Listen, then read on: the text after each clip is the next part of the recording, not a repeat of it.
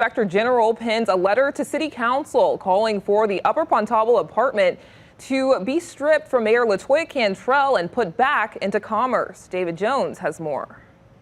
It was sort of a I told you so type letter. Following a series of Fox 8 reports, New Orleans Inspector General Ed Michel wrote a letter to City Council urging them to revoke the mayor's access to the Upper Pontalba apartment and put it back into commerce. Now, when you have a situation like this, where you have the mayor violating a city ordinance that the City Council specifically wrote to prohibit overnight stays, it just strengthens his position. This is the IG's second letter to council. In March, Michelle called for the same, the passage of an ordinance putting the city-owned apartment into commerce, generating nearly $40,000 a year for the city through the French Market Corporation, which owns the Pontalba.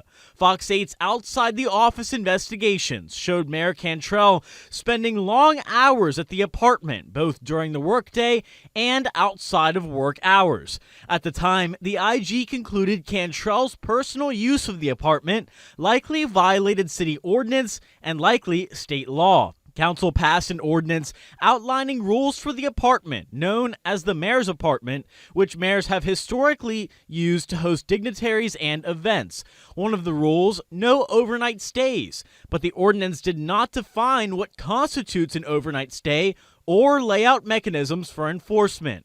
During Essence Weekend, city cameras show Mayor Cantrell spent 2 nights inside the apartment, along with her guests, who spent a total of 5 nights at the apartment. This mayor has shown she really doesn't respect the City Council. She really doesn't care what the City Council thinks about her. Fox 8 spoke with Michelle and Council President J.P. Morrell back when the original ordinance was passed. One of our findings with this letter is because of an undocumented agreement between a French Market Corporation and the city, this apartment remains vacant at all times for events sponsored by the mayor. Personal use of this apartment by the mayor gives the appearance of a donation of public property, which is in violation of the Louisiana Constitution. This is a mistake, and this will be exploited at some point in the future.